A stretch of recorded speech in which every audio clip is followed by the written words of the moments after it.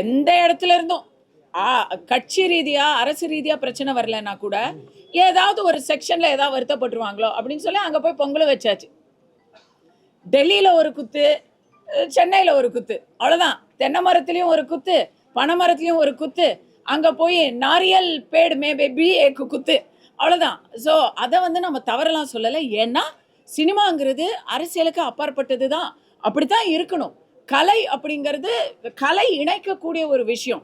எத்தனை நாளைக்கு நம்ம மோகன்ஜி ஒரு படம் எடுத்தா அந்த படத்துல இஸ்லாமியர் கிறித்துவர்கள் எல்லாரும் இந்த படத்திலேயே வேலை செஞ்சிருக்கிறாங்க.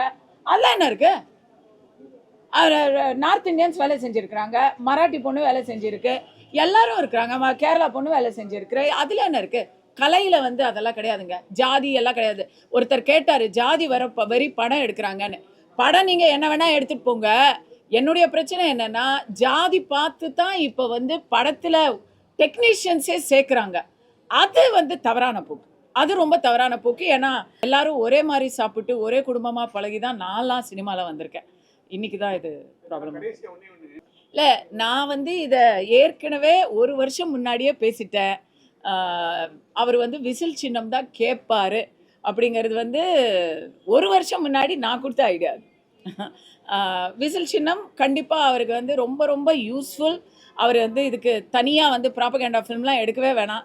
நேரடியாக பிகில் அப்படிங்கிற படத்துலேருந்தே எடுத்து அவர் ப்ராபகேண்டாலாம் பண்ணிடலாம். So it's a very good. அவருக்கு ஒரு நல்ல தை பிறந்தா வழி பிறக்கும்னு சொல்லுவாங்க இல்லையா? தை பிறந்ததும் முதல்ல சின்னம் பிறந்திருக்கு. அடுத்ததா அவருக்கு சேர வேண்டிய இடத்துக்கு வழி கூட பிறந்துரும். அதுதான் என்னுடைய நம்பிக்கை. என்ன இருக்க வெளிப்படையா? நானும் ஒரு வருஷமா சொல்லிட்டு இருக்கேன். திமுக, விசிக, காங்கிரஸ் போன்றவர்கள் எல்லாம் 4 வருஷமே தாங்க முடியல. இதுக்கு மேல எல்லாம் தாங்கவே முடியாது.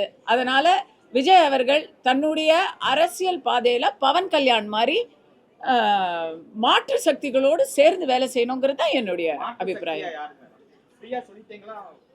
தமிழகத்தில் அதிமுக தலைமையில் இருக்கக்கூடிய தேசிய ஜனநாயக கூட்டணியில் திமுக ஆட்சியை அகற்றுவதற்காக விஜய் அவர்களும் சேர்ந்து பணியாற்ற வேண்டும். போதுமா தம்பி?